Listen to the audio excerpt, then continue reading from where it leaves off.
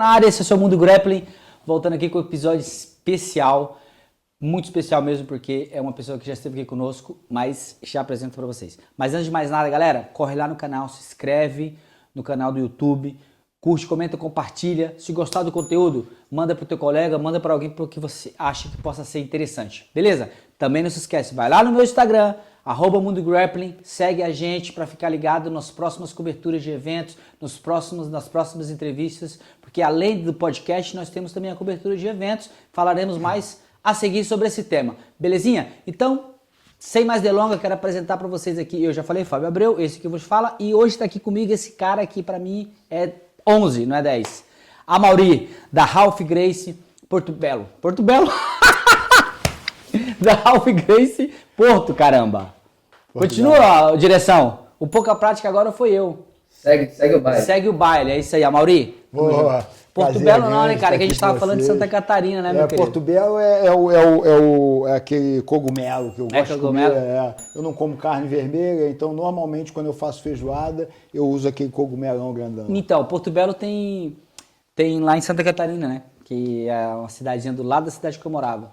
Mas enfim, meu querido, como é que tá? Como é que estamos? Estamos firme e forte, trabalhando muito. Agora a gente teve esse recessozinho para poder desenvolver algumas coisas internas, reorganizar a vida e pensar no amanhã, né? Que é pensar no futuro e pensar no próximo ano.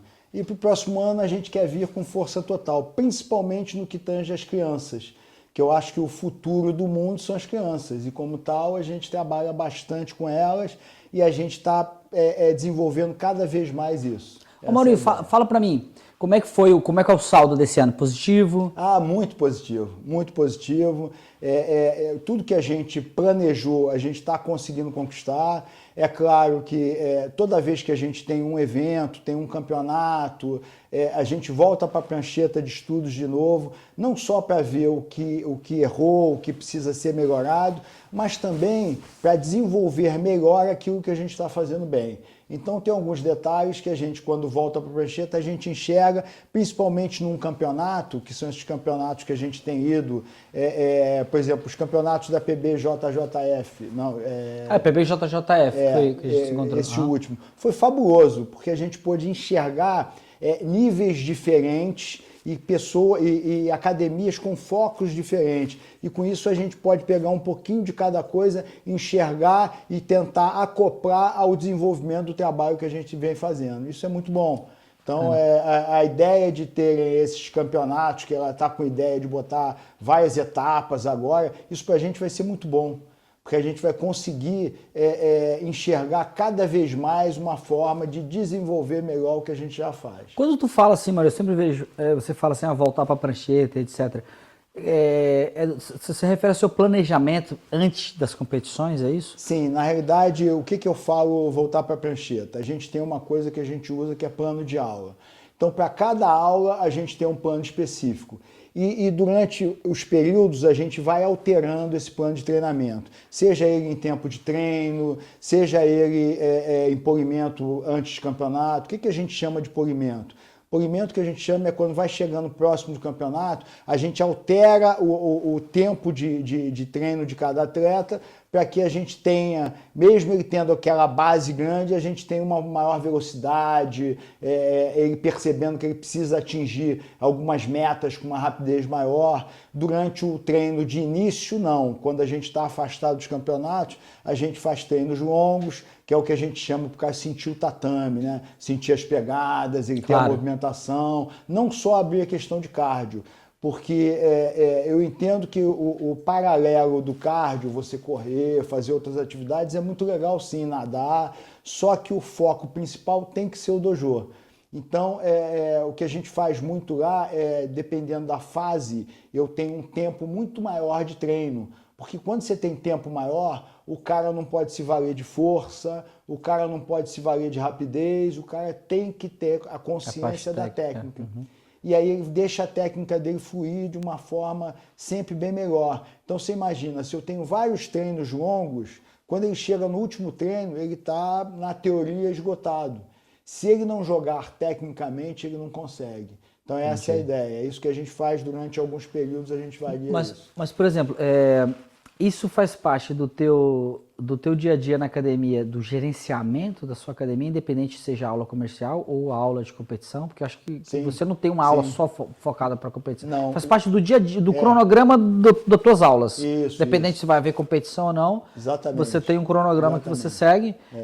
Fala mais para mim como é que funciona. Isso é da sua academia ou é da Ralph Grace? Como é que é eu isso? tenho essa consciência dentro dos aprendizados que eu tive nesses anos de jiu-jitsu, que a gente costuma dizer o seguinte: o guerreiro tem que estar preparado para lutar a qualquer momento. Sim. Por isso que é incluso dentro do treino da gente, o treino em pé, né, que é a parte do judozinho, a parte das movimentações em pé.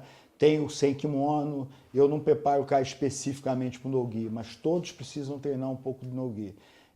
Chão, em pé, com kimono, sem kimono, os caras têm que ter a consciência corporal para que isso flua de qualquer maneira. Então, o treino normal de qualquer um é esse. O que muda é o seguinte, é a intensidade de treino de cada um. Então, imagina o seguinte, você está lá, imagina que eu vou botar hoje um treino de taparia. Faz esse treino lá? Faço um pouquinho, sim, de vez em quando a gente faz. É claro, como a gente não está há tantos anos aqui em Portugal, então as pessoas alguns não são tão maduros a ponto da gente poder fazer esse trabalho. Então esse trabalho tem que ser um trabalho bem de formiguinha. O cara tem que acostumar o tapa devagarinho.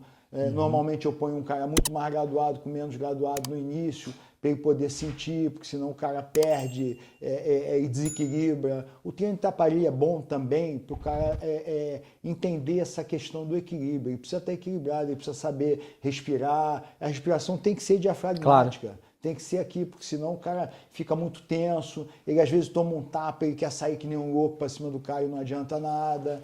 E mesmo que bate, ele tem que entender que o bater não é o grande lance. Você bate para o cara te abrir posição. A ideia é você buscar as posições tecnicamente, não só bater. Para quem está te vendo agora que não entende como é que a gente falou taparia, talvez seja um termo que não seja tão popular aqui, né? Conhecido aqui. Sim.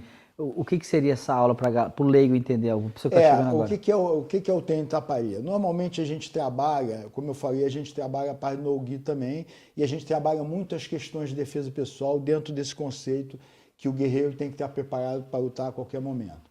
Então a gente trabalha, faz o trabalho de distanciamento, faz o trabalho no chão das reposições de guarda, do afastamento, da levantada técnica, e a partir desse desencadear de movimentos, a gente começa a trabalhar a parte de tapa, em cima, e aí o cara entende que ele precisa se defender. Simulando mesmo como se fosse um soco, né? É isso, medir distância, defender, entrar e levar o outro para o chão.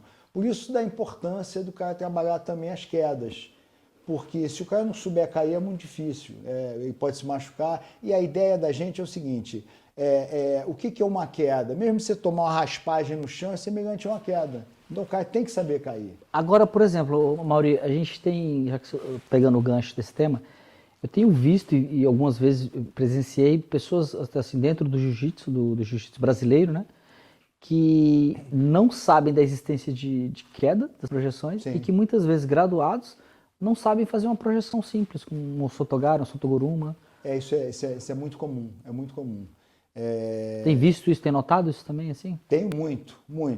Eu percebo muito e principalmente quando a gente vai em campeonato, aquilo que eu te falei, às vezes eu preciso reforçar um pouco mais o que a gente está fazendo bem.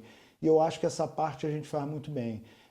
Eu particularmente, eu não sou tão a favor do cara começar só no chão. Então, isso que eu ia te perguntar, você acha que a parte competitiva atrapalhou um pouco essa questão? Porque de verdade, teve gente que chegou para mim que falou que não sabia que o jiu-jitsu brasileiro tinha projeção.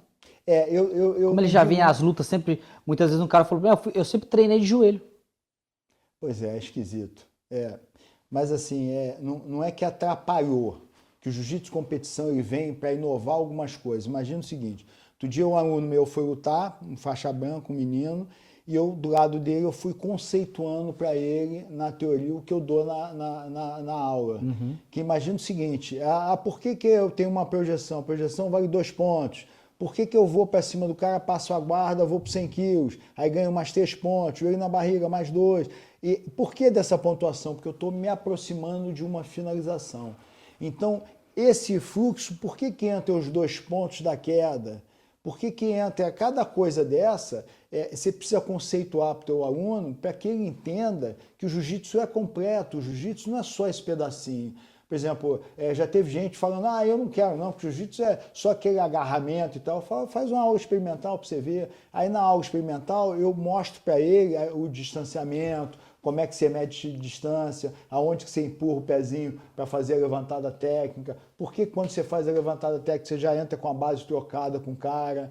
Mas eu não quero trocar em pé, eu não sou lutador de boxe. Claro. Mas eu tenho que medir distância. Claro. Como é que eu meço distância? O jab já é uma medição de distância, o pisão é outra medição de distância. Então esses conceitos são muito importantes. E isso as pessoas que não mostram isso para o seu aluno, começam, não estou dizendo que estão errados não, porque cada escola tem o seu foco, né? Eu considero lá a gente como uma escola, né? Então a escola tem todo esse beabá, tem coisa que é chata do cara aprender porque não é o foco dele. Então imagina o seguinte, eu já tive aluno que diz, mestre, eu não gosto de treinar no-gi. Falei, pois é, mas se você não vier nas aulas que tem no-gi, você vai deixar de aprender um pedaço. Se você deixar de aprender um pedaço, como é que eu te graduo na rapidez com quem sabe essa outra parte? Se você não sabe em pé, como é que eu faço? Eu já recebi visita de gente boa e não sabe absolutamente nada em pé. Aí eu botar um aluno menos graduado para me ajudar com os caras, porque o cara não consegue, não sabe. Isso sabe, já começa já a luta no nível do solo. Pois é, mas se as pessoas tiverem aquela consciência que, imagina o seguinte, eu vou dar uma raspagem sim, vou fazer uma raspagem simples, joelho na barriga, bum, chutei, uma raspagemzinha de tesoura. Como é que o cara cai? O cara tem que saber cair, né? Se o cara não souber cair, mesmo estando no chão, ele pode meter o ombro no chão. Então tem uma série de coisas que podem acontecer. Então tem que saber. Tem que saber cair. Acho que a primeira, na época que eu comecei a treinar, a primeira aula era saber cair. Era o tipo rolamento lateral, rolamento de costas, que é uma forma de você cair bem, né? Saber cair já projetando uma levantada. Lá eu uso muito, no símbolo da gente tem um círculo, né, em volta. Eu uso muito esse círculo conceituando que ele é a jornada de vida de cada um. Que na jornada de vida, hora você está em cima, hora você está embaixo, como se fosse um senoide. Então você vai levantando, caindo. Se você não aprender esse conceito na vida, você vai ter problema, porque nem sempre você está bem. E a gente tem que entender que quando a gente está por baixo, é que a gente está também numa posição de domínio. Que não só você está por baixo na guarda, não significa que você está para trás. Que eu estou para trás. Porque às vezes eu estou na guarda, mas eu tenho uma guarda bem ofensiva. Claro. Então eu estou por baixo, mas eu estou estudando o que eu vou fazer para atingir a minha meta. Nem sempre estar ali por baixo significa que eu estou fragilizado. É né? isso. É isso. É verdade. E tem que saber ficar em pé. Tem que saber ficar em pé. E a vida é isso. Então eu conceituo o jiu-jitsu sempre com essa base de filosofia de vida. Claro. Né? Que é o que é o jiu-jitsu? Acho que uma das principais ideias, acho que ele sempre foi vendido dessa forma, né? Como, se eu nunca tomei uma queda, vida, né? Imagina, se eu nunca tomei uma queda, eu não sei cair. Se eu não sei cair, eu não sei levantar. Então como é que eu vou que eu faço quando eu tô lá embaixo? Isso na vida? É isso. E tem que aprender isso, e tem que entender isso, porque às vezes uma queda, imagina que eu estou no campeonato, tomei uma queda bem dada, pum! Para eu me refazer daquela queda, se eu não souber cair, ainda que eu não me machuque, é difícil, que meu ego vai estar... Sim. Eu vou estar atordoado. Justamente você, se foi alguma competição, e eu já ouvi muito, né? Aqueles professores, o professor sempre instruindo o atleta, segura o ímpeto dele, quando o cara vem com aquele ímpeto muito alto. E quando aquele cara que está com o ímpeto muito alto toma alguma projeção, principalmente umas daquelas cinematográficas, assim, que o cara cai bem instalado mesmo, o ímpeto dele baixa, o ego, tu já vê que o cara dá uma murchada, porque pro cara se recuperar daquela... emocionalmente, de uma projeção muito bem dada, é complicado. Eu tenho assim uma história que não é de competição, mas foi num treino. Teve uma época que eu era aluno do Jorge Pereira e a gente estava treinando numa casa, lá nos anos 80. Era do Luiz, era um outro que era professor de judô, que era aluno também do Jorge e tal, e a gente treinou muito tempo dentro de uma casa. E era cheio, muita gente e tal. E aí eu cheguei correndo da faculdade para entrar, para treinar logo, mas eu estava morrendo de vontade de treinar. E o treino estava em pé, comendo solto em pé. Aí eu fiz aqueles aquecimentos meia boca, balancei as perninhas, joelho, braço e tal, e entrei. Quando eu entrei, eu fui treinar com um amigo e o cara entrou comigo num sodê, que segura nas mangas, entra e arremessa. Eu voei, parecia um foguete assim, ó, e caí. Lá em cima. Aí todo mundo correu para ver se eu tinha machucado o pescoço e tal. Então você imagina o seguinte, o cara que não treina nada em pé, se ele tomar aquela queda que eu tomei, não só o risco dele vai ser enorme, Claro. como ele também, para se refazer daquilo, vai ser difícil. Então o cara vai amassar ele depois. Como eu tinha um amigo, até treina lá no Dela Riva, treinou comigo quando novo, Marcelo Grosso, eu lembro de um campeonato, ter visto ele dando uma queda no cara, e ele caiu de lado em cima do cara, o cara chapou, e aí fechou aqui, ó, e ele atropelou o cara. Aí eu fiquei olhando, isso na época faixa azul, Marcelo ainda era faixa azul, aí eu fiquei olhando, eu falei, nossa... Matou o cara ficou ali, alguns... A luta acabou ali, né? Acabou, pro cara acabou. O cara já não teve mais reação, né? Nenhuma. Eu já vi isso acontecer também, com projeção. Eu vi o cara dar tipo um ogoshi e cair de lado, lateral, zona aqui em cima do cara, das costelas, assim. E o cara, o impacto forte, e eu acho que abalou psicologicamente, o cara passou ali o tempo inteiro da luta, o cara não soube mais o que fazer. Aí você faz uma analogia disso para a vida pessoal. O cara vai, estuda a vida inteira, se forma, fica bem colocado, é um puta de um profissional, Depois de um certo tempo, muda alguma questão estrutural dentro da empresa, ele é demitido. Ele vai lá pro chão. O que ele faz? Ele tem que levantar e tem que ir em frente. Se ele não souber, não aprender a cair e a levantar, ele vai achar que não tem luz no fim do túnel.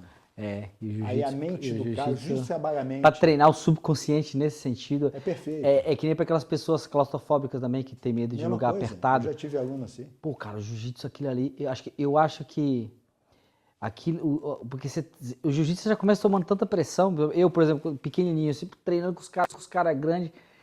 Cara, aquilo ali mesmo, você consegue nada. Aí te dá uma, tipo, você leva, eu particularmente sempre levei. Porque eu tinha que trabalhar, fazer qualquer coisa mesmo pressionado. Você já sabia que a pressão, eu ia pegar sempre adversários com estatura física maior que a minha. Então eu já sabia que a pressão já começava ali. Então eu já tinha que saber lidar com aquela pressão prévia e durante. Né? E aquilo eu levei para minha vida, cara. Pois é, e isso é importantíssimo. Por isso que eu digo que criança tem que começar no jiu-jitsu cedo, porque ela começa a trabalhar isso muito cedinho. Que idade, assim, professor, você acha que é a idade boa para começar? Na realidade, eu acho que não tem idade, porque quando a gente tem filho bebê, a gente já vai massageando o pé e brincando com o pezinho dele como se fosse o trabalho de guarda. Você, desde muito criancinha, você vai trabalhando isso no bebê. E aí, à medida que ele vai crescendo, aí vai passando os passos, aí já começa a trabalhar um pouquinho da parte de motricidade, né? A psicomotricidade, movimentando ele. É bom ele conviver dentro do dojo, porque ele vai brincar com bola, vai rolar dentro do dojo, vai rolar de lado, vai ficar... Vai se ambientar mesmo, né? Vai se ambientar. Lá a gente começa, normalmente, se ele tiver 3 anos, já for desfraldado, eu já começo. Porque se você for pensar, pelo menos pegar um conceito, por exemplo, daqui em Portugal, né? Que você tem o ciclo básico e você tem Você põe o infantário? E você tem o pré, que é de 3 a 6 anos, alguma coisa assim. Se você pegar as crianças de 3 a 6 anos, o trabalho que você faz é um trabalho bem diferenciado até ela chegar nos 6 anos. Eu tenho lá, normalmente, eu tenho uma coisa que a gente chama de baby jitsu, que são os pequenininhos. Baby jitsu? E depois eles vão passando para a turma. Essa turma de baby jitsu, normalmente, ela é sempre muito pequenininha, porque um ou outro que entra. E aí eu começo a trabalhar com eles, só brincadeira, movimentação, e passo logo ele para a turma de cima, que é o Kids 1, que a gente chama, que é o de 3 a 6 anos. É o Kids 1? É o Kids 1. Que ele estando desfraldado, aí está perfeito, aí não tem problema algum. A gente faz muita brincadeira com eles, porque já tem estudo dizendo que criança dessa idade, você tem que trabalhar os desafios deles também, dentro do contexto dele. Então, a parte de criatividade é muito importante você trabalhar neles. Então, por exemplo, tudo que a gente imagina assim, o cara tem que ter criatividade, lógica e bom senso. Em tudo na vida, para mim, tem que ter isso. Então, quando você trabalha a criatividade dele, aí você começa a trabalhar aquilo e ele começa a ter um entendimento da criatividade dentro do ponto de vista dele, da faixa etária dele, ele começa a perceber uma série de coisas. Ele começa a perceber o corpinho dele de uma forma diferente, ele começa a pegar no amiguinho, a gente tem algumas brincadeiras que a gente faz, que é para o cara já aprender, mesmo sem kimono, a distanciar, fazer as pegas, empurrar o outro, ir abraçando, começa a derrubar um, derrubar o outro, com o conceito de derrubar, mas ainda não exigindo dele a técnica com perfeição, mas mostrando como é cair e como é levantar. Então a gente faz muita brincadeira de cair no chão, de costa, cai de frente. Claro, mas através do exemplo, né? É isso. E qual que é o aluno, por exemplo, desse Baby como que é? Baby Gil? Baby Jitsu. Baby Jitsu. Qual que é o aluno mais, por exemplo, qual foi o aluno mais jovem que o professor iniciou esse trabalho, assim? Se eu falar de mais jovem, eu vou falar até do meu sobrinho, né? Que hoje é um faixa preta. Mas desde novinho, por exemplo, se eu pegar o exemplo do meu sobrinho, desde muito criancinha. Mas, por exemplo, hoje um aluno que não seja da tua família. Chegou hoje. Uma criança que chegou lá mais jovem, assim, que os pais deixam lá para você dar aula. Eu tenho um menino lá. Hoje, por exemplo, eu tenho uma menina que fez agora 3 anos. Ela faz tudo direitinho. Eu ponho, inclusive, no boneco para ela brincar. Eu tenho um vídeo que é ela e um outro menininho brincando. Tá no teu Instagram esse vídeo? Tá no meu... Não, eu acho que não tá no Instagram. Eu acho que eu tenho, eu mando para ele ali. Mas é o seguinte, eles estão brincando, eles brincam de luta, aí eu ponho uma faixa nas costas que a gente chama de brincar de roubar o rabo do macaco. Eu sei como é que é. Já fiz, dando aula para criança, eu já fiz isso também. Essa menina, o irmão dela era do Baby Jitsu. O irmão dela era. Ela nasceu, ia com a mãe lá, com os pais olhar, o avô normalmente que leva, e ficava olhando. Aí, quando ela foi crescendo, ela começou a querer ficar lá o tempo inteiro olhando.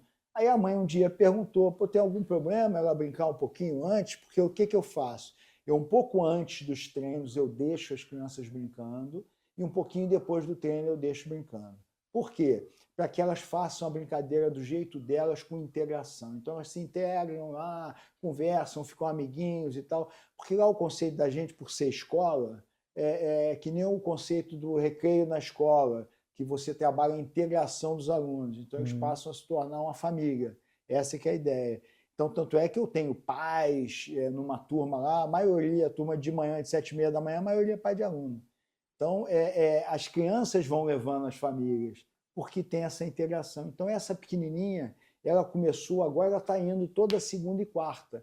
Mas quando ela começou, o irmãozinho dela era do Baby Jitsu. Ele ainda não estava na turma acima. Agora não, agora ele já está na turma de 4 a 6 anos e ela vai fazer 3 anos e está já nessa outra turma, junto com o irmão. Então ela começa brincando e hoje já está. Mas é o professor que dá aula para desde o Baby Jitsu até o Eu dou adulto? todas as aulas.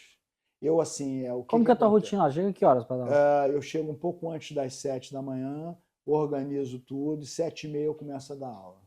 7h30 eu tenho uma aula que é essa dos pais dos alunos, todos os dias, de segunda a sexta, e sábado de manhã. Aula a partir do que a gente chama de UF, a partir dos 12 anos para cima, tem todos os dias, inclusive sábado. Só quando tem algum problema ou evento, ou tem alguma coisa que eu precise interromper por algum motivo, é que não tem. Mas normalmente a rotina é essa.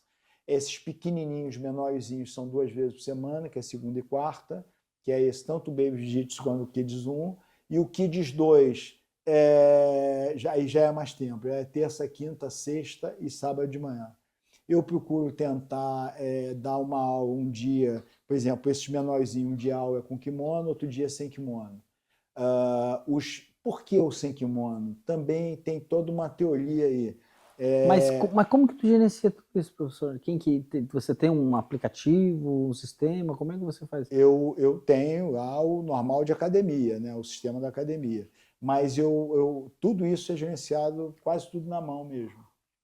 Mas o espaço seu lá é um espaço... você está dentro de um... Não, é uma loja. É o teu espaço. É o meu espaço, é uma loja. É o meu tatame. Você dá aula das 7 da manhã, E 7 e aí eu meia? posso abrir a hora que eu quiser. E qual que é a última aula que você dá?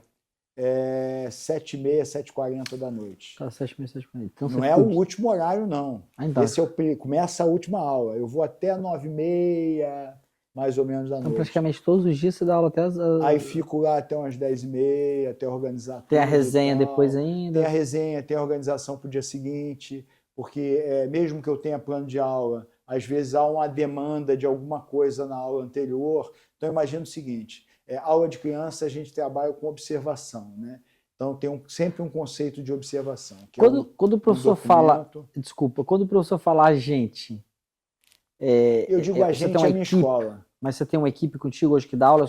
Não, hoje eu tenho pessoas que me ajudam, são alunos. Qual é o conceitual lá? Eu acho que todo mundo, eu entendo que todo mundo, a partir da faixa roxa, tem que começar a entender o que é o conceito de uma aula, para não ficar só o cara achando que é só que a aula é só eu entrar, apertar o botão no YouTube, ver e replicar aquela posição. Que a aula você tem todo um fluxo, né? Por que começa no chão? Por que eu tenho a projeção em pé? No dia que eu dou em pé, eu dou uma finalização ligada àquela posição que está em pé. Por que eu vou, enfio a mão na passagem de guarda, por exemplo, cruzada, eu enfio essa mão e venho para cá, e nesse mesmo dia eu dou uma outra posição de joelho na barriga. Cada coisa ela está interligada à outra. A aula não pode ser solta por si só. Então, imagina o seguinte, o dia que eu dou com kimono, em pé, só com kimono em pé, e o dia que eu dou sem kimono e tenho dado, por exemplo, sábado é no-gi e é mais solto, é um treino mais livre. Mas eu dei na quinta-feira um trabalho em pé. Se eu precisar que esse trabalho em pé seja feito no sábado sem o kimono, é feito no sábado. Então, uma aula está sempre ligada à outra. Só que o que acontece é o seguinte, às vezes você dá uma aula num dia e você percebe que falta algum fundamento naquela aula para os alunos. Aí o que eu faço? Eu altero a aula. Então, mesmo que eu acabe a aula 10h30, eu tenho que pensar no que eu vou dar no dia seguinte. Mesmo estando pronto o plano de aula. Porque, às vezes, uma aula faz com que eu mude toda uma cadeia de informações para as aulas seguintes. Claro, e aí você tem tudo isso, você vai, né, da época do... Eu vou anotando tudo. Vai anotando. Imagina... E amanhã eu vou fazer tal coisa, amanhã eu vou... É isso. Imagina o seguinte, eu tenho um plano de aula, é um papelzinho onde eu tenho lá as referências de plano de aula. Pum, aí eu tenho lá o plano de aula. Se eu pegar esse plano de aula, por exemplo, de criança, tá lá o plano de aula. É diário, né? Não é semanal. Não, é diário. É diário. O plano de aula é diário. Cada aula tem a sua referência. Para cada turma. Que é ligado a um conceito semanal. Tá? Vai ligar, é como se eu pegasse, eu tenho uma meta para chegar aqui. Eu quero que no fim do ano os alunos estejam dentro da programação. Todo cara, por exemplo, faixa azul, o cara tem que saber de em pé. O Sotogari, Outigari, Koutigari, então Sasai, você tem por cada faixa... Tenho a regra. O nível de... mínimo que o cara tem que o mínimo que o cara precisa saber. Isso, eu tenho isso. Isso eu preciso que o cara saiba. E regra de jiu-jitsu referente à competição, o cara sabe desde a branca. O que eu faço? Regra de jiu-jitsu. Eu brinco, por exemplo, pega a criança. Vamos pegar as crianças de 7 a 11 anos. De 7 a 11 anos. Essas aí a gente brinca da seguinte forma. Estou dando aula lá, papai, vou botar 2 para lutarem separadamente. Aí botei 2 para lutarem em pé. Aí um treino normal dentro de um tempo X. Pum, botei lá, imagina. Treininho de 3 minutos para 7 a 11 anos, os caras estão lá, apitou, parou. Quando eu faço isso, eu pego 2 e ponho do lado deles. E falo assim, ó, você agora vai contar os pontos dele e você vai contar os pontos dele. E a gente olhando. Para quê? Claro. Não é só para ele ter a consciência da pontuação para a competição, mas para ele ter a consciência de porquê daquela pontuação. Se ele passou a guarda e foi para 100 quilos, ele está dominando o cara. Jiu-jitsu é controle, é domínio. Então, quando ele chega lá e domina o outro nos 100 quilos, eu passo a ter essa conceituação de pontuação. Então, para ele entende, como é criança, como uma grande brincadeira, onde naquela brincadeira ele tem a pontuação e porquê da pontuação. Claro. Porque ele chegou, não é porque ele passou a guarda simplesmente, é porque ele chegou numa posição de domínio. Joelho na barriga, pôs o joelho na barriga. É uma posição de domínio. Então, quando ele está com o joelho na barriga e está dominando, ali ele pode atacar pescoço, pode atacar braço, pode fazer uma série de coisas. Então, é uma posição de domínio. Ah, o cara está na meia guarda. Meia guarda é porque ele queria ir passar a guarda e, ao invés de ir segurar nos 100 quilos primeiro, o outro foi, repôs e segurou na meia guarda. Então, ele precisa passar aquilo. Então, já é uma outra posição. E a gente costuma dividir por blocos, né? Então, imagina o seguinte, vou dar um parcial de guarda. O que é parcial de guarda? É o cara jogar por cima e o outro jogar por baixo. Depois vai trocando. Então, todo mundo tem que saber um pouquinho de cada coisa. O cara pode ser o concurso na guarda laçada. Então, na hora do treino, é difícil pegar o cara, porque o cara é o bicho na guarda laçada. Não tem problema. Mas ele tem que saber todo o resto. E aí, por exemplo, professor, voltando a falar um pouco das crianças. Claro, entendi. Você tem essa questão do plano de aula, Sim. que é diário, né? E você tem já um objetivo traçado para cada aluno, Sim. por faixa. Sim. E essa é a forma como você se organiza. Aí, por exemplo, hoje, dentro da tua academia, a competição, ela é vivida como? Já que você vai fazendo esse despertar da consciência a respeito das regras, praticamente para o cara entender a lógica da pontuação, pelo que eu vi aí. Né? Então, independente se a pessoa quer competir ou não, ela vai seguir ela vai aprender isso. Ela vai aprender essa brincadeira. Por quê? Na realidade, esse conceito, para mim, é um conceito de defesa pessoal, que eu acoplo uma pontuação como brincadeira. Então, imagina o seguinte, as crianças têm que saber que eu tiro a mão que está me pegando no dedão. Por quê? Isso é defesa dela, né? É um trabalho anti-bullying. Por que eu afasto o outro? Por que eu aprendo a levantar da técnica? Por que eu vou e domino os domínios? O que é o domínio? É isso. A gente já começa desde pequenininho a dar alguns conceitos que são interpretados pela criança da maneira que ela consegue, né? Então, a mente dela não capta igualzinho a do adulto, mas ela consegue validar dentro do conceito dela as coisas que são apresentadas a ela. E dentro disso, assim, você tem... Hoje, qual que é eu vejo sempre você com bastante criança, assim, nos eventos, né? Qual que é o teu público hoje que domina o teu espaço? É mais criança, é mais adulto ou tá 50-50? Criança e pai de criança. Criança e pai de criança. Por isso que a gente lá é muito família. Então, por exemplo, imagina o seguinte, teve o Natal, um monte de gente me ligando, a gente fez uma festinha de Natal no fim do ano, se encontrou num local onde, por acaso, essa casa de festa é do pai de um aluno, do pai e da mãe de um aluno, que eles entraram e o pai também está treinando já jiu-jitsu. E aí tem o outro lá que faz as proteções protetor bucal, protetor bucal, que é um dentista que também entrou depois por conta das filhas que treinam. Ah, é? Então você tem famílias treinando. Inteiras. Quando eu digo que nós somos família lá, é porque somos família mesmo. Internamente são famílias que estão lá. Esse é o meu foco, essa é a minha... E como que funciona o teu sistema de graduação lá? Você faz uma vez por ano? Você vai fazendo normalmente, antigamente eu fazia uma vez por ano. Depois eu fiz ano passado já 2 vezes por ano. Isso depende de como está o meu fluxo de alunos. Mas normalmente eu faço 2 vezes por ano. A ideia daqui para frente é fazer sempre 2 vezes por ano. Por que 2 vezes por ano?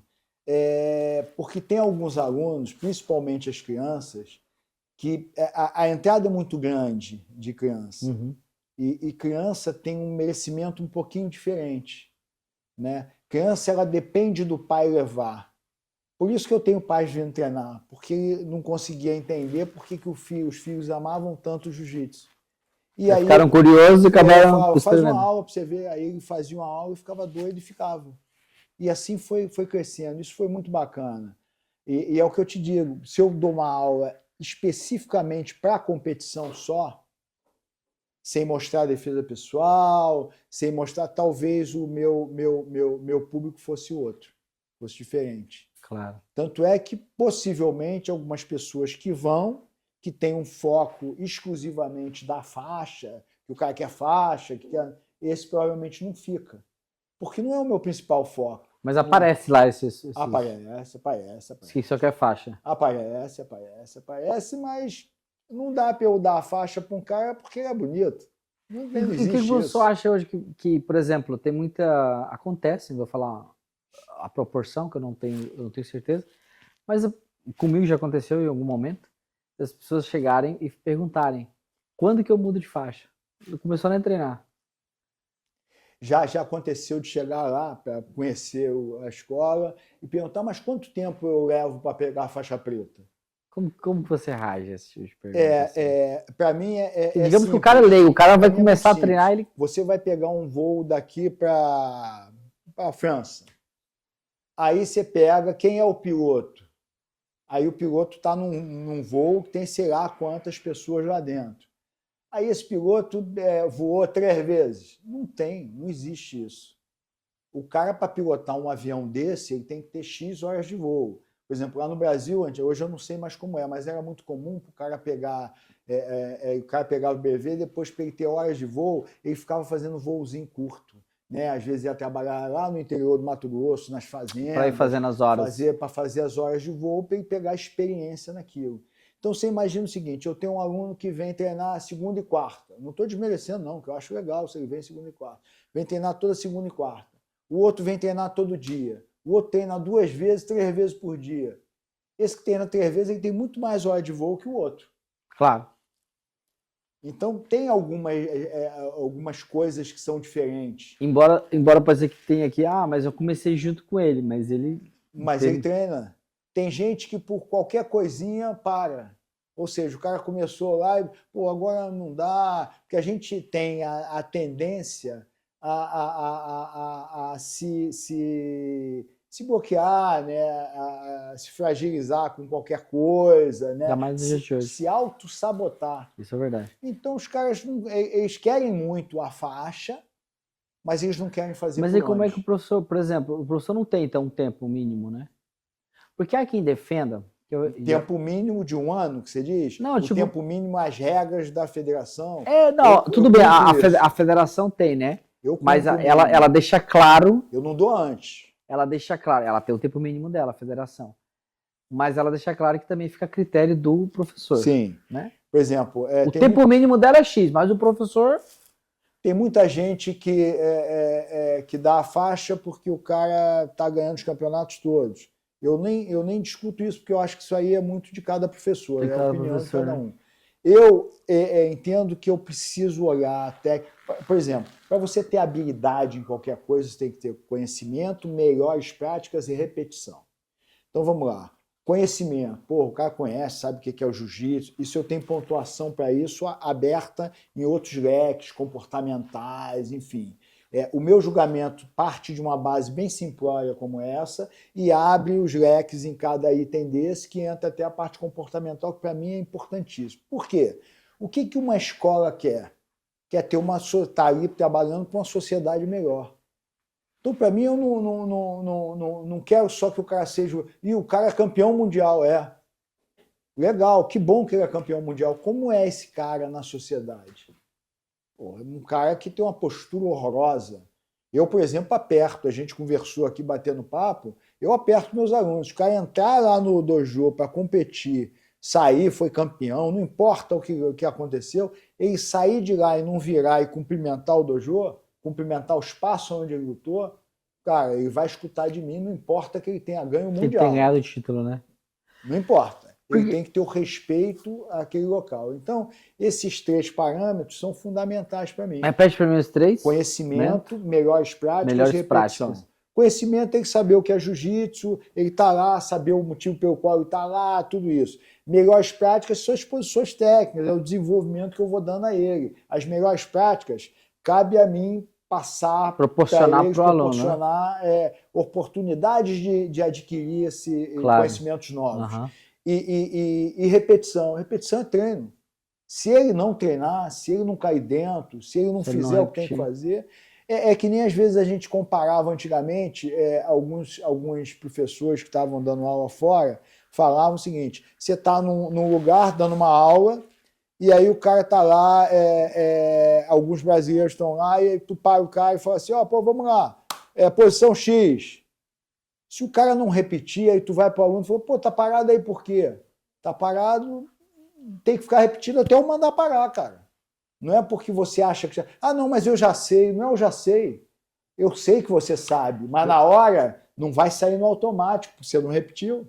Eu participei de um seminário esses dias agora, com a Marola, e não é nenhuma crítica, mas eu observo como as coisas mudaram, porque, por exemplo, eu fiquei fazendo a posição até o Marola falar, ok, deu, galera, vamos para a próxima.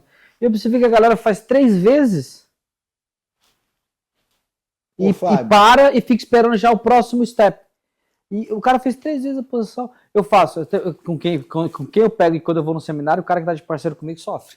Porque, ó, vamos fazer, passou aqui essa raspagem, eu vou fazer nessa base, nessa perna, agora vamos trocar de lado. É isso. Agora você faz nessa base, agora eu faço nessa base. Eu não faço só num lado. Não. Eu tenho que faz você, depois a gente faz, agora faz do outro lado. Agora eu faço do outro lado. E continuamos nessa até o cara fala, deu, vamos pra próxima. E aí eu observava assim, eu vi a galera já sentada, fazia 2, 3 vezes, eu falei, pô, realmente como as coisas mudaram, assim, a galera faz 2, 3 vezes. Eu lembro que ano passado... querem quantidade, não absorve muitas vezes o que já foi. Ano passado eu estava lá na casa do Ralph. Aí acompanhei ele em alguns seminários e tal, foi fantástico, né?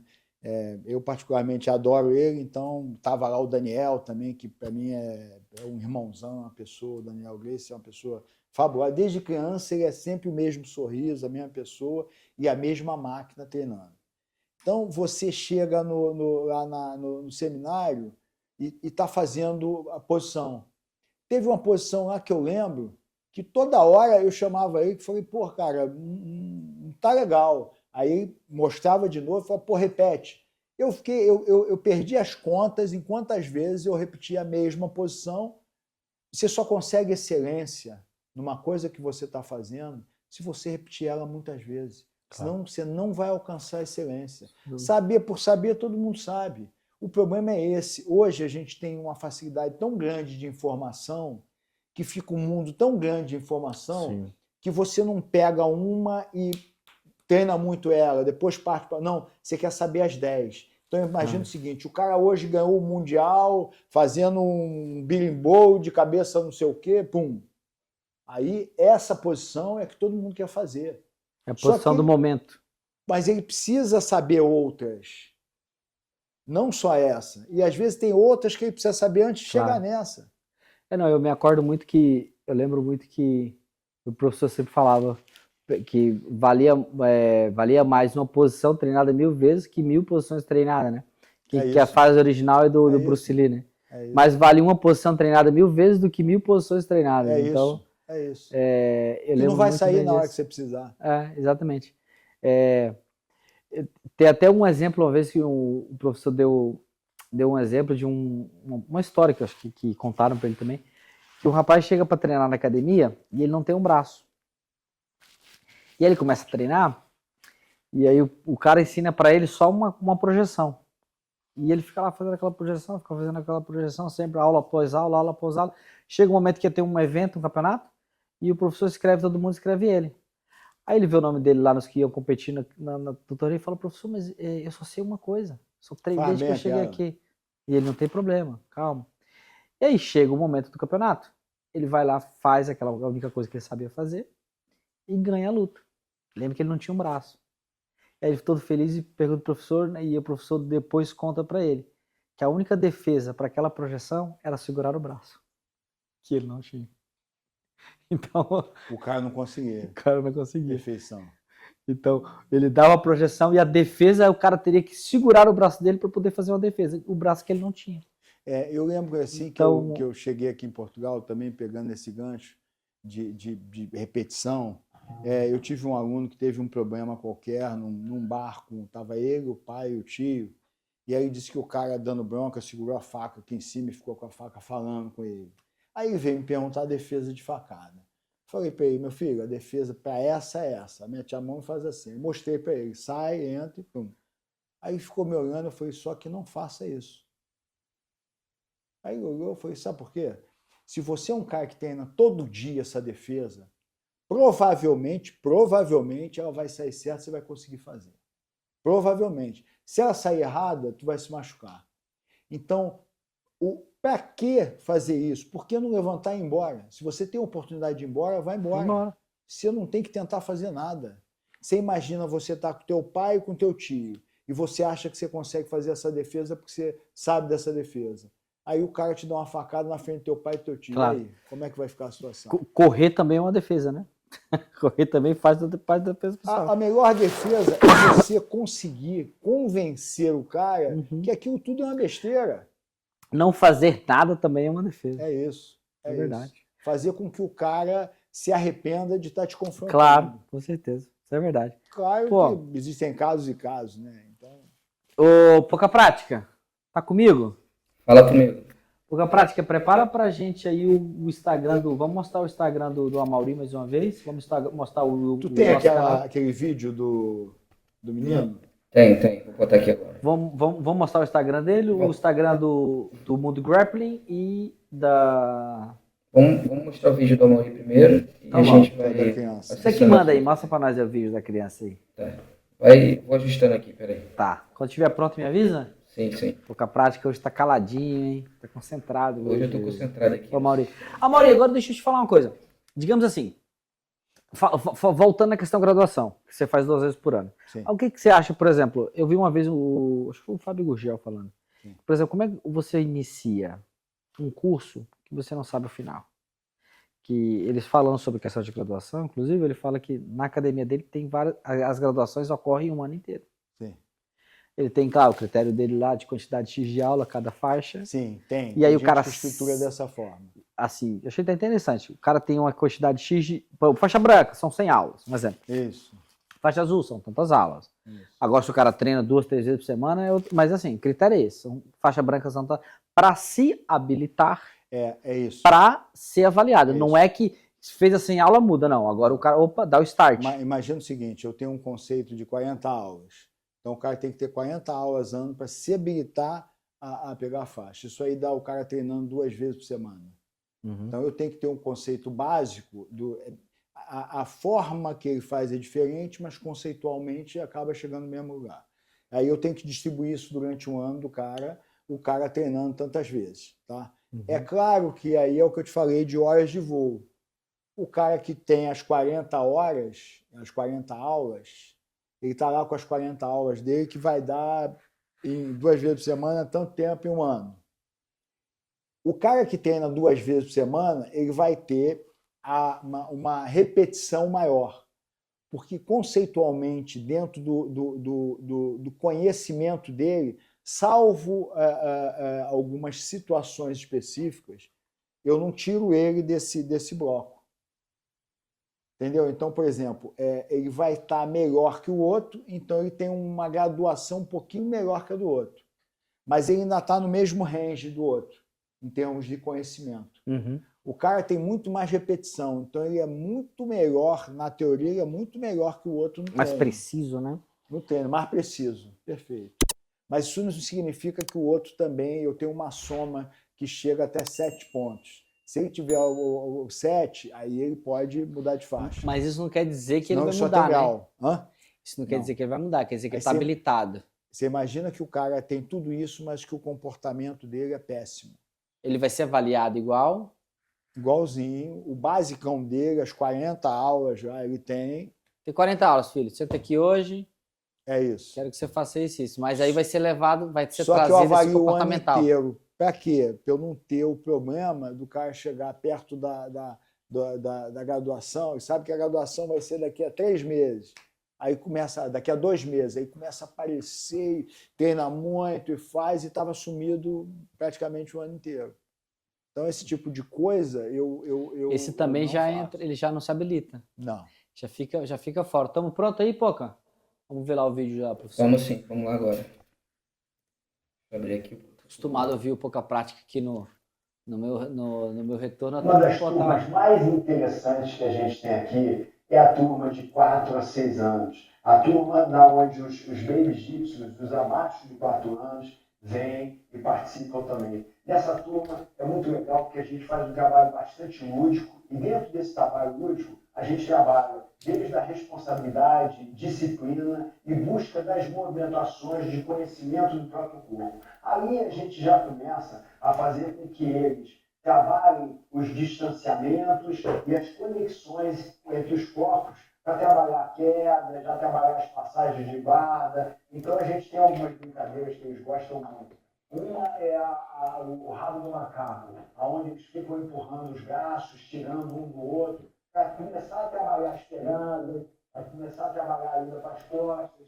E às vezes eles também já fazem a projeção, que é a reação do outro no chão, para tentar tirar o rabo do macaco do outro. Que é uma faixa que a gente amarra e põe nas costas dele. Tanto com kimono como Aos sem pequenininhos, kimono. é. Eles fazem esse tipo de brincadeira. E a outra é trabalhando a passagem de guarda, a agilidade deles botarem a mão e pularem. Normalmente a gente faz alguns trabalhos com bonecos e outros que na escada, e eles vão repetidamente pulando de um lado para o outro, para eles começarem a correr. Botou a mão na perna, pula para o outro lado e eles se movimentam. É muito importante isso é muito bacana, é um trabalho fabuloso e a gente aprende demais com ele. Legal. Esse é o que eu te falei. Aquela menininha e o menininho, por exemplo, são bem pequenininhos, né? Não tinham 4 anos ainda. E essa menina começou a conviver no dojo em função do irmão. O irmão era dessa turma de pequenininhos. Aí o irmão cresceu um pouquinho, pulou para uma outra turma, que ela sai dessa e já está na mesma turma que o irmão, mas muito pequenininha ainda diante do irmão. Mas já fazem tudo. Então, por exemplo, ela derruba para tirar o rabo do macaco, o outro já põe as perninhas para fazer guarda, já vai afastando para Já vai meio que automaticamente já, isso, né? automaticamente. Então você começa a trabalhar isso e trabalha muito a criatividade, né? Porque eles têm que trabalhar a criatividade para superar os desafios. Eu tenho que tirar o rabo do macaco dele. O que eu faço? Tem uns que ficam rodando, indo atrás do outro, indo até empurrando, indo tentando ir para as costas. Tem alguns que já abaixam, já vão para as costas, por baixo do braço do outro. Então você começa a ver o seguinte... Eles vão trabalhando a coordenação motora, né? E aí você já pode começar a ensinar, quando ele empurra aqui, puxa a mão do lado de cá e vai, que é o arm drag. Já vai para o drag. Ô, Pouca Prática, como é que tá minha câmera? Tá legal? Deu uma tremida ali no... Não, a câmera tá boa. Tá boa? Tá boa. Não desposicionou não, né? Não, tá bacana. Ô professor, tem o Instagram do mestre aí pra gente mostrar já também? Tem, vamos lá. Peraí. O Instagram do mestre, o nosso Instagram, enquanto ele agiliza aí, professor. Voltando aqui, a gente estava falando do tema da graduação, né? A gente falou um pouquinho também sobre o campeonato. Queria falar sobre o tema campeonato aí, porque o professor está sempre, participa assiduamente dos eventos. Como é que é a programação para participar de eventos? Você, tipo assim, você escolhe os eventos que vai participar? De acordo com normalmente a gente participa daqueles eventos em que eu, nesse momento, entenda que os alunos estão preparados para aquele evento especificamente. Então, o que é estar preparado para o evento? São eventos que eles vão cada vez mais ter mais experiência. Eu entendo o seguinte, eu sempre faço uma analogia à vida, né? Então, o cara para trabalhar, eu vou arrumar um trabalho onde eu tenho a dinâmica de grupo, eu vou ter que ser o vendedor e vou ser o comprador, só vou saber disso na hora. Então é importante, com as pessoas olhando, eu vou ter uma reação ali que eu preciso alcançar meu resultado. Então o campeonato é importante porque o cara vai para lá, vai lutar com uma pessoa que ele nunca viu na vida, não sabe a técnica, não sabe absolutamente nada do outro e vai ter que se desenvolver bem ali dentro do conhecimento que ele tem. Que ele tem, claro. Dentro da limitação dele. Mesmo que seja, mas é a mesma faixa, mas às vezes o outro tem um conhecimento maior, tem mais tempo, não importa. E aquilo para ele é um aprendizado. Principalmente se ele perder, ele vai ter que aprender a conviver com aquela perda, saber o que ele precisa fazer para desenvolver, e para a gente, como professor, é muito importante isso. O que eu faço? Por exemplo, esses dias eu estou traçando o cronograma do próximo ano. Então, cada ano eu subo um degrauzinho com eles de coisas diferentes. Por exemplo, no início eles não lutavam quase o no-gi, nos primeiros. Hoje já entram mais no gi e no-gi. Isso vai de várias coisas. Não é que a gente não treina desde pequenininho, mas vai da capacidade dele em encarar aquilo de uma forma ou de outra. Mas eles só vão com a minha autorização e eu estando disponível para estar lá. Para estar junto, eles vão sozinhos. Agora, por exemplo, você falou do no-gi. Essa dinâmica do no-gi, hoje incluída, o professor colocou por causa da popularização das competições, ou porque na época eu lembro que a gente treinava, na minha época chamava só submission, não era no-gi, era o treino de submission que era sem kimono. Na minha época chamava sem kimono, só. Então, E aí hoje você vê pessoas que começam treinando já no sem kimono. Eu Eu sempre, só para concluir, sem querer interromper o professor, alguns alunos meus falam, eu vim do pano, e o pano, digamos assim, é igual quando você estuda a origem de palavras, você pega o radical da palavra X, ou seja, a origem vem daqui, e aí variou para cá.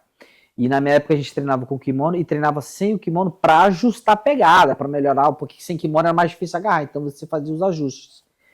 E então a galera que me pergunta, vou começar a treinar sem. Mas muitas vezes ela vai fazer uma posição que se iniciou no pano, mas ela não sabe a origem daquela posição. É isso, perfeito. E aí na hora que ela vai treinar o sem kimono, ela sabe fazer aquilo ali, mas ela não sabe a origem. Então muitas vezes ela não tem o radical da posição, né? Não tem. Então, para mim, não faz sentido, ou seja, e quem começa no pano e depois vai pro sem kimono, que a gente tem o caso do Meregali, você vê que o cara, a adaptação dele pro sem pano foi muito rápida, né? Tirando, além de qualquer outra coisa, mas a parte técnica dele. E você vê caras que, por exemplo, que são muito bons no sem kimono, quando vão pro kimono não tem o mesmo desempenho.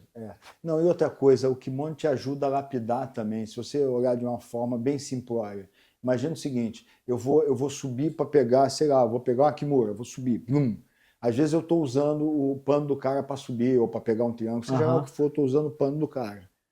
Claro. Meu corpo está se adaptando a subir com aquela pegada. A hora que eu começar a trabalhar sem a pegada, é que nem eu fazer barra botando elástico, daqui a pouco eu estou fazendo barra sem elástico. Então o kimono ele me ajuda muito, ele ajuda você ter um flow maior, né? Você desenvolver melhor o teu jogo. Muito, muito, ajuda demais. Então, a minha opinião pessoal é que as pessoas têm que fazer as duas coisas.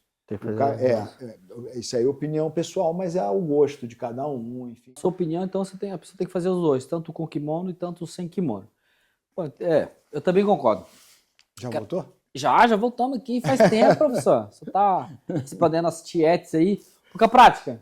Enquanto ele dá uma namorada aqui, mostra o Instagram dele pra gente aí. Eu passei um vídeo aí pra você. Ralph Grace Portugal, ele te mandou um vídeo aí, Fica prática. Tá bom. Mostra o Instagram do homem aí. E se quiser aproveitar, já mostrar o do Mundo Grappling também. Galera, se inscreve. Ó, galera, segue a gente. Segue o Ralph Grace Portugal. Segue o Mundo Grappling. A gente está fazendo cobertura de eventos. Quer saber como? Manda no nosso direct, a gente responde. A gente está com uma programação legal para o ano que vem aí. Então você pode estar colaborando com a gente. Entra lá segue a gente, deixa o teu like, deixa o teu comentário, isso ajuda o engajamento e também, né, estimula a gente a estar trazendo conteúdo de qualidade para vocês também. Não esquece também que lá no YouTube, se você acha que esse canal é bacana, que esse conteúdo é interessante, tem o link de doação, se você quiser doar para a gente melhorar a nossa infraestrutura aqui, contribuir com o nosso canal, a gente vai ficar imensamente agradecido e vai estar o link na descrição do vídeo para vocês que quiser fazer a sua doação e contribuir com o canal do Mundo Grappling, tá, galera? Que tudo, por enquanto, até o momento, a gente faz isso por amor e a gente, tudo que nós temos hoje, nós reinvestimos no projeto aqui, com melhoria de câmeras, melhoria de TV, estúdio, etc. Hoje, por exemplo, já estamos com microfones diferentes, deixando o ambiente mais clean. Tudo isso pensando na comodidade do nosso convidado e também pensando em você que está do outro lado assistindo aí, né? Então, fortalece a gente aí, fortalece que a gente fortalece, que o nosso objetivo é fortalecer a comunidade do Mundo Grappling. Beleza? Já tá na tela aí, Pouca Prática, o nosso Instagram? O nosso já. Olha, é isso aí, galera. Mundo_Grappling. Chegou lá, entra lá, segue a gente, deixa o teu comentário, compartilha o nosso conteúdo, salva se achar bacana. Tá bom? Lembrando que agora a gente está fazendo a cobertura de evento, é isso, né? Pouca Prática. Positivo. A gente está nos eventos da PBJJF com força, que agora a Liga Portuguesa de Jiu-Jitsu é PBJJF Europa. Perfeito. E aí a PBJJ está vindo com um projeto legal, com um calendário bacana a partir de 2025. 2 passagens para os Estados Unidos, para o campeão do ranking. E tem a super luta também, né? Para o pessoal que quiser participar da super luta, como é que funciona, Pouca Prática? O pessoal tem que entrar lá no Instagram da PBJJF Europa.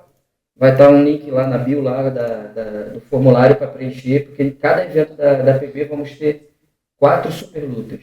Olha só, então vai ser em cada evento da PBJJF vai ter as super lutas, em todos os eventos. Todos os eventos, 4 super lutas. Então são 4 super lutas, entra lá no Instagram, já tá mostrando no Instagram aí pra gente? Tá aqui, ó, tá aqui o... Tá aí, ó, já, tem uma publicação aí informando como é que você faz isso, você tem que fazer a tua inscrição. No perfil tá ali o link para você mandar os seus dados para poder se inscrever e participar das super lutas dentro do calendário da PBJJF Europa. Aproveitando o gancho pouca prática, vamos falar do nosso Instacast?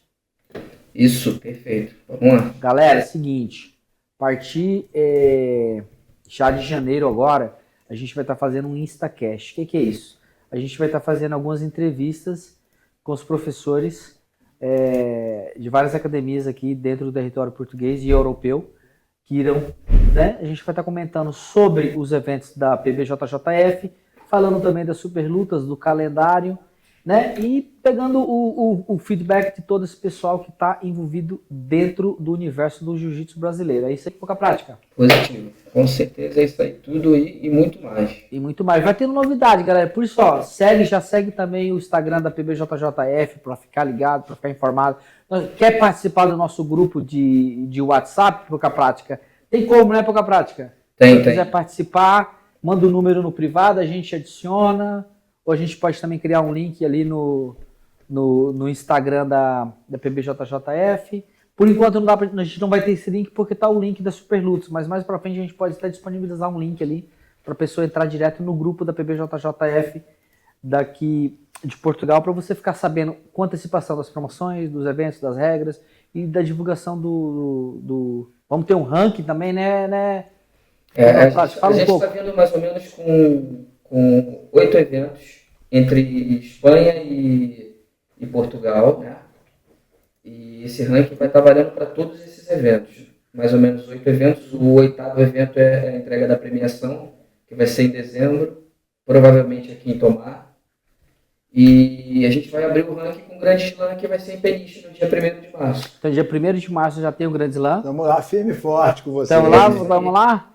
A Maurício sempre presente, né? E aí, deixa eu te falar, a passagem para os Estados Unidos é para o campeão do ranking? Campeão do ranking. Então, o campeão do ranking vai ganhar passagem. O ranking vai funcionar assim, entre azul e roxa, uma passagem. Ok. Entre marrom e preta, uma outra passagem. Então, entre azul e roxo, uma passagem. Exatamente. Marrom e preto, outra passagem. Então, quer ir para os Estados Unidos participar do Mundial da PBJJF, que acontece lá na Califórnia?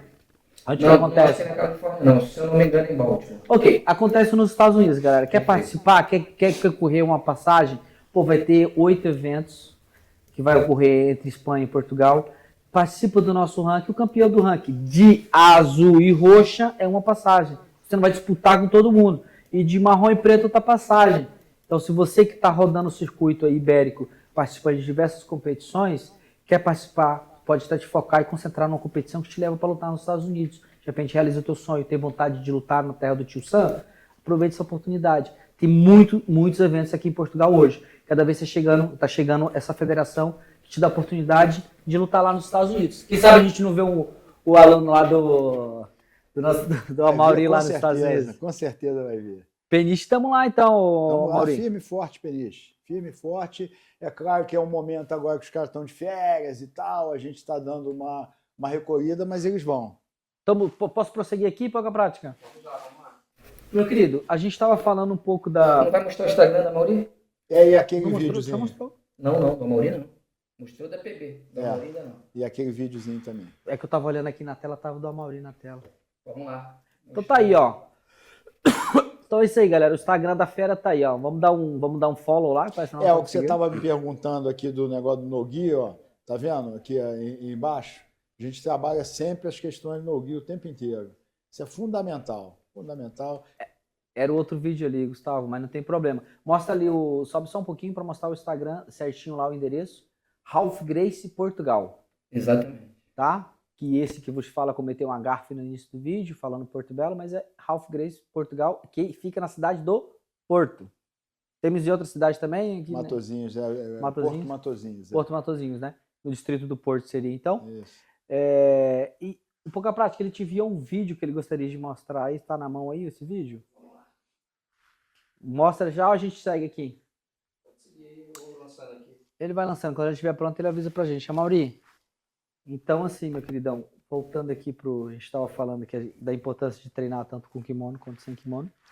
Para vocês, eu também concordo com o Giga, acho que tem que treinar os dois, né? Você estava falando, tem né? que treinar os dois. Aí eu comentei contigo, por exemplo, o rapaz que estava ali fazendo uma posição ali comigo, por exemplo, ele é fileta de luta livre. Aham. Né? Ali na outra parte do Instagram tem também o Marcelo Brigadeiro, que a gente foi visitar ele também. E tal. Cara, o Marcelo Brigadeiro, eu ia entrevistar ele aqui, mas ele estava fazendo um tour. Ele é um cara que leva a bandeira da luta livre onde vai. E ele estava fazendo uma tour pela Europa de seminários. Estava programado ele vir aqui fazer entrevista com a gente, porque ele tinha um seminário no Porto, etc. Só que lembra que seminário que eu fui. Lembra as tragédias, aquelas enchentes que ocorreram em Sevilha, na Espanha? Teve uns eventos. Então, ele tinha alguns seminários na Espanha que, devido àquelas situações climáticas, todo aquele desastre que aconteceu, atrasou tudo e ele não pôde, não deu mais para ele vir aqui fazer entrevista pra gente, cara. Mas ia ser uma entrevista que a gente tava tudo certo. Ele é uma pessoa fabulosa. Nós tivemos lá, fui eu, o Pablo e o Daniel, que são esses dois que um é preto de luta livre, outro é marrom lá de jiu-jitsu, treinam lá comigo direto, né? E são as pessoas, inclusive, que toda vez que eu preciso de um suporte lá junto, eles estão sempre na aula das crianças de 7 a 11 anos, me ajudando. Que é aquele conceitual que eu te falei, de o roxa já tem que começar a aprender desde então o que é uma aula, por que a gente, o conceito do jiu-jitsu de uma forma mais madura. Então a gente põe eles nas aulas de criança. E nós fomos lá e foi uma troca de informações muito grande, foi um negócio muito bacana. Ele é um cara de uma receptividade extremamente agradável. O Pablo já o conhecia, porque o Pablo era aluno do Hugo Duarte, né, que está com o Renzo lá nos Estados Unidos, que é um cara bacana, que eu gosto demais dele, já treinei lá na academia dele, lá no Rio. O Brigadeiro, ele é aluno do Cromado, né? Marcelo aluno do Cromado. Marcelo Cromado, né? Exatamente. Aluno do Cromado. Ele é aluno do Cromado. Eu conheço o Marcelo Brigadeiro de longa data de Santa Catarina, né? Sei. O Brigadeiro vai morar em Balneário Camboriú e vai trabalhar, ele é veterinário de formação, né? Ele vai trabalhar no Beto Carreiro. E ele começa a dar a aulinha dele ali, só que foi crescendo, encheu, sempre dando aula de luta livre, participando de eventos, criando eventos, organizou, ele tinha o Aspera Fight, um evento que ele organizou lá, começou a botar os atletas dele para lutar, os atletas dele começou a ganhar notoriedade, e aí ele começou a trabalhar a parte empresarial dele, teve atletas no Bellator, atletas no UFC, atletas em eventos na Rússia, enfim, o cara cresceu tanto essa parte de gerenciamento, de manage dele lá, que ele depois cresceu muito que ele ficou nessa parte, manage e dando aula, né? E aí, mandando a parte digamos, de veterinário, essas coisas, ficou só nisso. Vamos lá mostrar o vídeo? Vamos mostrar o vídeo? Tá pronto o vídeo, tá bom o meu vídeo. Esse vídeo aí é só para você ter uma ideia do trabalho que a gente faz no Rio com criança já, ó. Essa é a parte da taparia? Já começa ali, né? Aí ele ainda muito pequenininho, já aprendendo a dar queda, ó, joelhinho na barriga, ó. Tá vendo? Já começa a aprender alguns conceitos de defesa pessoal com os distanciamentos, que quando ele afasta ali, ele já começa a enxergar as distâncias. Ó, tá vendo? Soltando chute, fazendo pêndulo. Isso, aí já entra e abre, ó. Aí dá um outsigário, já vai no joelho na barriga. Ó. Isso, mete o outsigário, passa a guarda, termina... Isso aí. Termina na chave de braço, bacana. Então, lá é o que eu te falei, o conceito da gente não é um conceito simplesmente de jiu-jitsu competição.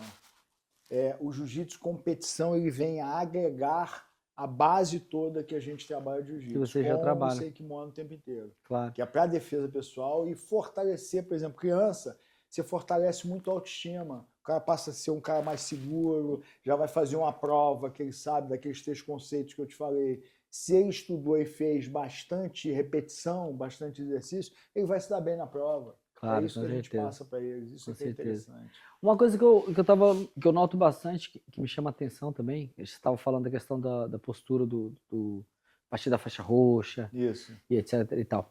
A gente vê que, pelos campeonatos, aí, continuando falando do campeonato, a gente vê muito, pelo menos eu vejo teu comportamental e de alguns professores que eu observo bastante ali, trabalhando ali muitas vezes como árbitro, trabalhando nos eventos, a gente vê, por exemplo, você sempre com uma postura muito, né, bem posturado, com postura boa. Até porque você é um exemplo, você tem que ser um exemplo para os seus alunos. Claro, Então, seus alunos vão se espelhar em você, claro. né? Aí eu vejo alguns comportamentos assim, tão desagradáveis, que a pessoa às vezes parece que esquece que ela tem os seguidores, os alunos dela que vão se espelhar nela. Sim. E eu vejo às vezes refletindo tais comportamentos dentro do tatame. Sabe, professor? O que você acha? Qual que é a importância da questão educacional? Porque por se tratar de uma competição, as pessoas às vezes esquecem que tem que ter uma postura, né? Uma ética, digamos assim, porque não é só vageria aquilo ali, né? Não. As pessoas, eu acho que de uma forma geral, elas esquecem que o conceito principal é o seguinte: o jiu-jitsu é uma ferramenta maravilhosa de desenvolvimento humano. Se você tiver isso em mente, você vai, toda vez que você estiver trabalhando com um aluno, mesmo que você faça uma coisa errada de alguma forma, hoje a aula não correu tão bem, você vai ter que parar e fazer, refletir diante de tudo aquilo que você fez. As pessoas hoje, tudo ficou careta, né? A religiosidade ficou careta, o respeito ao mais velho ficou careta, tá tudo errado. Os caras estão pensando de uma forma que não vai chegar a lugar nenhum. Então, esse conceito, eu acho que cada orientador, cada professor um orientador, ele precisa ali estar preocupado com isso, passar bons conceitos para os seus alunos, eles entenderem que tem que respeitar os mais velhos. Claro. Tem coisas que não são antigas, são eternas. Professor, essa que é a diferença. Eu até penso assim, ó, eu usaria mais a palavra ter princípios. Claro. Você é uma pessoa de princípios. E os princípios não mudam. Não. Né? Agora eu já diria, talvez assim, os conceitos sim, vamos dizer. Às vezes tem um conceito, que nem você falou, hoje as pessoas não respeitam os mais velhos, mas isso é um princípio. É isso. Né? Não tinha que ser um conceito, né? isso. Porque os conceitos mudam, né? Hoje o conceito ele é mutável, mas o princípio você carrega de berço, né? Eu tenho uma experiência engraçada nesses campeonatos aí, que foi o seguinte: eu tava no corner lá na cadeirinha lá com um aluno criança, aí acabou a luta. Meu aluno ganhou, que legal, que bacana. Podia ter perdido, como podia ter ganho. Até aí estava tudo ok. Aí o que eu faço sempre? Meu aluno tem que ir lá cumprimentar o outro professor, eu vou em direção ao aluno do outro professor, cumprimento, depois vou cumprimentar o outro professor. Sempre, para mim, isso tem que ser de praxe. Aí o que eu fiz? Fiz exatamente a mesma coisa. Só que aí o professor levantou, deu as costas para mim e foi embora. Eu fiz isso a primeira vez, eu falei, pô, se distraiu, né? Aí eu imaginei, eu falei, pô, não deve ter se distraído, nunca me viu, então não tem nem como ter alguma coisa contra ou não gostar do meu comportamento, porque não me conhece. Aí tudo bem. Aí, coincidentemente, logo depois, umas lutas lá à frente, mesmo professor, no mesmo local, com alunos diferentes, a mesmíssima coisa. Aí eu virei para um aluno meu e falei assim, cara, eu não sei como é que pode um cara ter uma postura dessa. Aí o meu aluno olhou para mim, meu aluno adulto, né? O Daniel virou para mim e falou assim, mestre, isso é o que ensinaram para ele. E é o que ele está multiplicando para o aluno dele. O perigo é esse. Você passa para a gente coisas que são coisas de bons princípios. São coisas que vão alicerçar a vida da gente no futuro. A gente só dá aquilo que tem, né, professor? E a gente não pode dar aquilo que não recebeu, né? Pois é, mas tem uma outra coisa que eu acho muito importante. Você não recebeu, mas você pode olhar para os lados e ver, nossa, mas tem gente que age diferente. E questionar o porquê que o cara age diferente. Por que esse cara cumprimenta todo mundo? Será que o meu sorriso, eu andar sorridente, brincando, pressupõe que eu não sei lutar? Mas precisa aí ter cara de mal, precisa ser mal educado? Isso é falta de educação. A gente precisaria ter muitas vezes o ego atrapalha essa autocrítica, porque se é uma autocrítica olhar para o lado, é uma autocrítica, olha, pô. Tem alguma coisa que eu preciso melhorar. A gente sempre melhora. Pra você ter uma ideia, da aula para criança, por que eu quero muito que todo faixa roxa sempre enxergue e ajude, principalmente no que tange criança? Porque a criança, ela dá um aprendizado incrível. Tem dia que eu estou com um plano de aula certinho, tudo perfeito para dar aula. Aí a gente começa a dar aula, eu tenho que mudar toda a forma de dar aula. Aí, cadê o conceitual da aula para eu inserir ali naquela agitação e na forma como os alunos estão? Você tem que mudar na hora.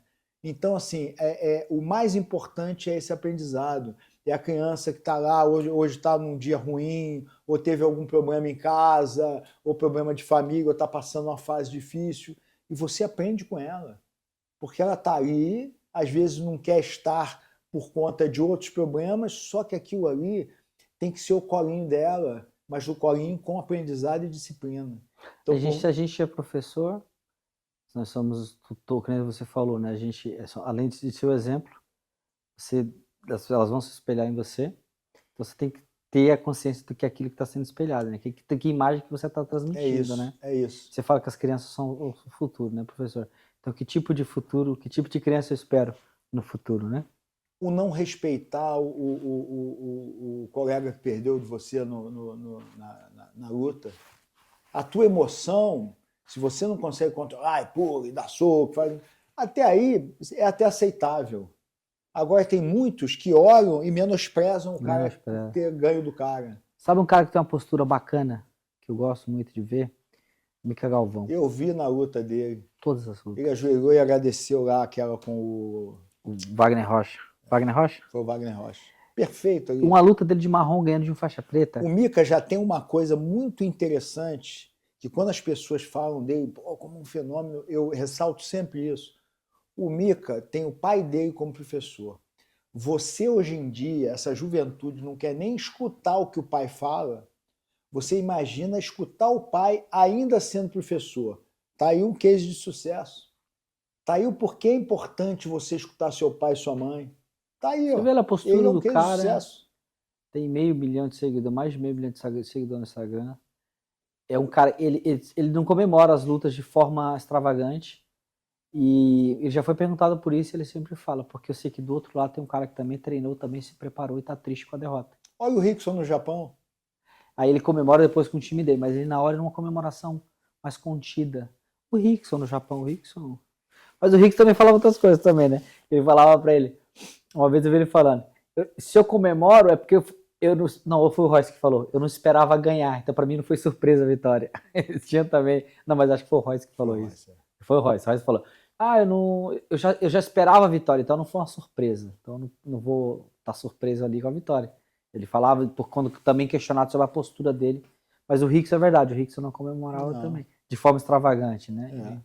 Não estou dizendo que a tua emoção ali, você tem um momento de emoção, outro dia um aluno meu ganhou, tem até um vídeo dele no Instagram, aí deu um soco e tal, quando saiu, eu falei com ele, eu falei, ele olhou para mim e eu falei assim, não é que ele não comemore, foi bacana, porque ele ganhou quando não estava esperando, deu a chave, pegou um armlock invertido. Pô, um menino novo, faixa branca, fez 18 anos agora. Foi um momento de superação, treina muito, é muito dedicado, treina 2, 3 vezes por dia. Então, o cara é muito dedicado. E foi muito legal ele ter ganho. Tem muito pouco tempo de jiu-jitsu, mas treina muito. É um cara, assim, de uma educação fora do comum, sabe? A mãe dá uma educação primeiro nível para ele mesmo, um cara muito bacana, enfim, e muito dedicado. Aí quando ele comemorou, eu olhei assim, mas aí eu percebi o seguinte, ali foi, depois ele foi, cumprimentou o cara, todo feliz de ter lutado com o cara. Então não foi nada de comemoração para menosprezar e ter ganho o cara, não, em absoluto. Foi o contrário, ele ficou tão emocionado que ele não esperava, que valeu a pena aquela vitória dentro dele. Uhum. E aquela comemoração, ela foi diferente, não foi uma comemoração de menosprezar ninguém, pelo contrário, ele é extremamente humilde nas posturas, nos treinos. Isso é que eu acho que as pessoas têm que passar para os seus alunos entenderem quem está ali do outro lado, podia ter sido ele perder ou ganhar. O mais importante não é perder ou ganhar, o mais importante é o aprendizado que você tem quando você entra no dojo. Quando você faz, eu brinco com meus alunos o seguinte, quando você faz a inscrição para ir para o campeonato, ali tu já é um campeão, porque tu já vai começar a não dormir bem, tu já vai começar a ficar agitado, preocupado, como é que eu vou fazer, será que aquilo que eu faço vai ser o suficiente, claro. O que eu vou fazer? Não, eu tenho, um campeão. Para mim o comportamental é muito importante, a postura, não é pouca prática, tá aí? Tô na área. Pouca prática, o que você acha o quanto é importante o comportamento dos professores e as pessoas envolvidas em Não só na competição de jiu-jitsu, né? Porque às vezes as pessoas querem estar na competição, vale tudo. É isso. Não, eu me comporto fora. Não, mas é que nem você falou, né? Comportamental dentro e fora do tatame. O que você tem a dizer a respeito, Procapática? Nos dê os seus segundos de sabedoria. Cara, é aquilo que vocês estavam falando aí no início aí, eu acho que é princípios, né, velho? O cara, e o jiu-jitsu tem um problema muito sério com isso, né? De já antigo. Hoje está bem melhor. Mas os professores são mal educados, até para torcer pelos alunos deles, são mal educados. Porque ofende árbitro, é o índice que a gente tem maior aí, a gente que é árbitro sabe disso. Cara, a quantidade de professores que xingam árbitros, usam palavras ofensivas contra os árbitros. E às vezes, eu estava até falando isso, né, a gente aqui em off falando, que os professores deixam de torcer para os alunos, ou de dar uma orientação para o aluno para poder Brigar com a brigar com o árbitro. E você sabe uma coisa que eu acho engraçada, assim, ó. Eu, como lá, eu tenho pais, filhos, e os pais são extremamente participantes, aquilo ali é uma família realmente, a gente tem como se fosse uma família. Então, o engraçado é o seguinte, e os garotos, para mim, são como se fossem filhos. Então, mexer com eles eu fico doido. São filhos. E aí a gente multiplica esse conceito lá. Então, você imagina, como é que eu vou chegar na escola? Imagina uma competição. Vou chegar no dia de prova da escola do meu filho, e aí, por algum motivo, o professor deu uma nota baixa lá, ou o professor deu uma nota baixa por alguma coisa que o professor está certo, ou o professor se enganou em alguma coisa e deu uma nota baixa. Eu tenho que me preocupar com a revisão de prova, eu tenho que me preocupar com outras coisas? Tenho. Mas eu não posso chegar para o professor na frente do meu filho e brigar com o professor porque meu filho teve uma nota baixa. Que mensagem você vai passar? Pois é mais ou menos o que acontece lá. Está o juiz lá no meio, o juiz naquele momento, ele é o professor lá, ele é o cara que vai decidir. De fato, é um faixa marrom no mínimo, né? E ele tá lá, e aí eu xingando o cara, ou contestando de uma forma ruim a postura do cara. O cara pode errar também. Não é perfeito, ninguém é perfeito. O que eu posso será que o cara estava certo ou errado? E correr atrás para saber se ele errou mesmo ou se ele não errou. Já passou, meu aluno já perdeu, ainda que ele tenha errado, já perdeu, está tudo certo. Faz parte do jogo. Ninguém é perfeito, todo mundo acerta, todo mundo erra. Mas essa forma como as pessoas estão tratando isso é, no mínimo, uma falta de respeito. E muitas vezes o cara que está lá no meio, muitas vezes não, é o normal. O cara que está lá no meio, ele no mínimo sabe muito mais que eu, porque ele estudou aquilo, ele está treinando aquilo em um campeonato depois do outro, ou seja, ele está evoluindo naquela situação lá de juiz. Quem sou eu para achar que tem um cabedal de conhecimento maior que ele? Eu posso ficar em dúvida e depois conversar com ele ou com outro árbitro, não importa, né? Mas ele não ia fazer aquilo de maldade comigo e com o meu aluno que nem conhece. Isso é uma coisa... Faz sentido. Não, nenhum. Faz sentido. Mas é isso aí, professor. Quero te agradecer mais uma vez a sua presença aqui. Eu que agradeço mais uma vez essa oportunidade de estar aqui com vocês, com pouca prática, e dizer para vocês que a cada dia a gente aprende muito, e a oportunidade de estar aqui e ver que vocês estão fazendo de tudo para que o jiu-jitsu aqui em Portugal cresça cada vez mais, isso é maravilhoso. E é a oportunidade que vocês estão dando para nós, professores, e para os nossos alunos, que um dia também, alguns serão professores, de expandir esse mercado maravilhoso que tem, que eu digo que não é um mercado da luta, mas é um mercado de melhoria social, né? Que o jiu-jitsu é uma ferramenta de desenvolvimento humano. Então, se a gente conseguir expandir com conceitos fortes, com princípios, como vocês falaram, já meio caminho andado de cada orientador que nós somos, já vai estar bem feito. Já vai então, estar só agradecer a vocês mesmo. Cara, eu fico muito feliz de você estar aqui hoje, tanto que eu escolhi para esse último episódio do ano, e vou te convidar outras vezes, porque cada vez que você vem aqui é um enriquecimento para a gente, é um bate-papo muito bacana, enriquecedor, né? Faz a gente... como já dizia o poeta, no dia que a gente deixar de aprender e de amar, a vida perde sentido. Então, a gente está sempre aprendendo, está sempre amando novas coisas e evoluindo. É isso, pouca prática.